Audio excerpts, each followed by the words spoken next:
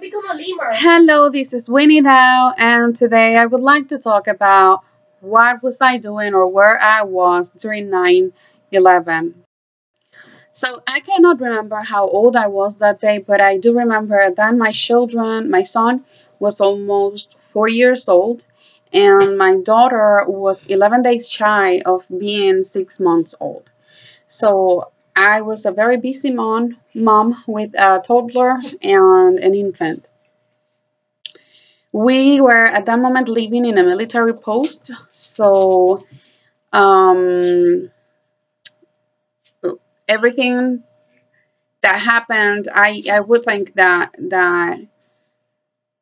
it was really shocking for me because at that moment I was very young, so I saw the wars like something that happened in other places. Attacks and things like that were something that happened in other places, not in United States.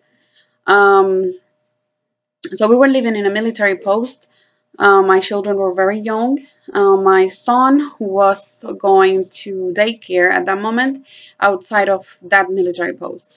So that day, when I woke up that day, I felt really, really dizzy. I had a huge migraine. Um, I could see like little balls of light around me. Like those you get when you have a migraine. It was horrible. Um, I have two theories. I was kind of feeling that something was wrong and something was gonna happen, or the more logical explanation, I have a toddler and an infant, and I was just super tired. So either way, I felt bad. So after dropping my son off at daycare, I came back home and laid on the sofa. My daughter was next to me on her bouncer. She was either falling asleep or sleeping. And the TV was on just because she liked hearing some noise around her. And since her brother wasn't around at that moment, I just turned on the TV. Um, I remember that I was thinking I have to fold clothes, so I better, get going. So at a certain point, I opened my eyes and I saw how the first airplane hit the first tower. And I thought to myself, that's odd, that's weird. I would have thought that people flying airplanes were able to tell if they were too close to a city, but I didn't think much more. I was just wondering how an accident like that happens. Then I remembered I closed my eyes again, and when I opened them again, the second airplane was hitting the second tower. And I thought, is that a replay? And then it hit me. It it was really happening, and it was actually a terrorist attack. That's the first thing I saw. I thought at that moment, it is a terrorist attack. Then I thought, we are at war. And then I thought, my child is not on this military post, and I don't know if I'm going to be able to get out or in, um, being that everything changed so suddenly. I called my mom, who lived in that same place, but far away from me, like 2 hours far away from me. I mean, like 2 hours away from me. I called her and said to her, my son is in the daycare. I don't think I'll be able to get him.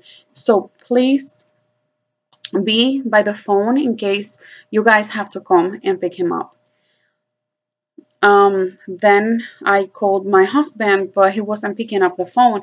I think all the lines were either busy or the phone calls that they were actually receiving that day were only official calls. So he was not answering the phone. I called his supervisor and I told her, please tell him that our son needs to be picked up. Um, the car I had at home was not working or didn't have the permit updated. It was something like that. The thing is that I couldn't use that. Um, so she says to me, "Don't worry, he's taking care of everything." But she doesn't specify anything else because she's on the phone and they don't know what's going on, so they don't give any information over the phone. So I grabbed the double stroller, which was very heavy. I get the diaper bag with just one diaper and one baby bottle. That was it. And I walked from the living quarters to the building where my husband was working, which wasn't that far away. It was only like 15 or 20 minutes walking, but it was a tropical place, so it was very hot, and the double stroller was very heavy. So I got there like in 10 minutes. I was almost running, and as soon as I got there, the supervisor was outside the building waiting for me, and she told me, "Don't worry, he just got a Humvee and went to pick him up." And I thought they're not gonna let him in because he's gonna have a child in a Humvee. That's a military vehicle. You don't put a baby in a military vehicle. But as soon as I finished saying that to myself, the Humvee pulls over, and I see that on the back seat there's my son with a huge helmet on his head. Um, my husband didn't have any problems getting in the military post again because they knew that we lived there and they knew that my son was in the daycare and needed to be picked up. So it wasn't as difficult as I thought it was going to be. Um, then then military post was overseas, so it was closed down to any people coming from outside, and the people who lived inside were not able to go out again. And that remained like that for a week or two. As a community, we had to continue running the PX and the stores inside the post, everything. So we had to take turns and go and work. I was working at the commissary. I was the only one working there and receiving everyone from the military post. Um, it was incredible, but the community helped each other. It was within all the negativity that was going on at that moment, it was a positive experience as a military wife. Um, then after that, some people from that military post were um, were sent to New York to work on the rescue efforts. Some of the dogs of that military post were also sent there. Um, the military post continued when it was open back to the public. It was only opened to those who held military ID card. So for my parents to come and visit us, it was very, very difficult. We had to go out, and it, it depended on which MP was working in the gates. Sometimes that would make it difficult to go back in. Um, my husband was a young soldier at that moment, so usually the MPs at the gates outranked him, so that made it even more difficult.